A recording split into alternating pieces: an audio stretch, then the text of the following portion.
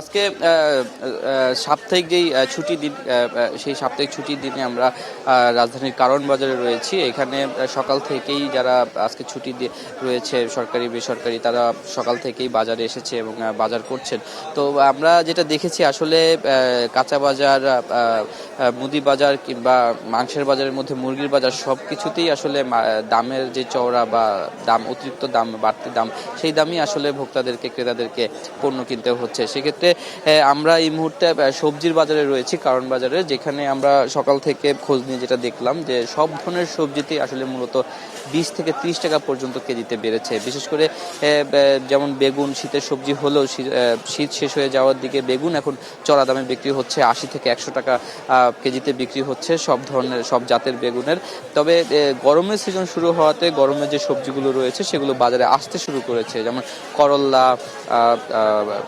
বরবটি, ঝিঙে। তো এই ধরনের সবজিগুলো মূলত 80 থেকে 100 টাকা পর্যন্ত কেজিতে বিক্রি হচ্ছে। তবে কাঁকরোল সম্প্রতি নতুন সবজি গরমের 2-1 দিন ধরে আসতে শুরু করেছে। এই সবজিটা আবার 120 থেকে 150 টাকা কেজিতে বিক্রি হচ্ছে। তো সেক্ষেত্রে ব্যবসায়ী যেটা বলছেন, আসলে শীতের সিজন শেষ হয়ে গেছে, গরমের সিজন শুরু হয়েছে।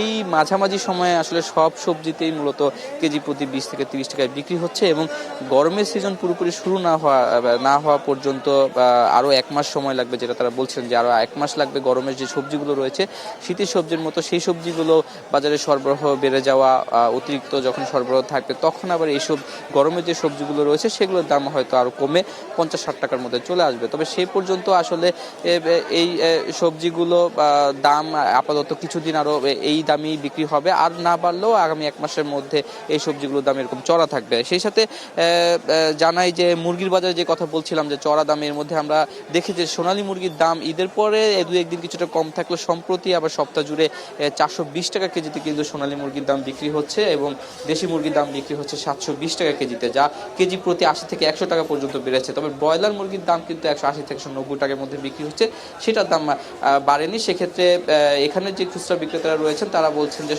সরবরাহ কম রয়েছে, চাহিদা অনুযায়ী অর্ধেক পাওয়া যাচ্ছে, এর বিপরীতে আসলে মূলত দাম বেড়েছে বলে যেটা খুচরা ব্যবসায়ীরা জানিয়েছেন।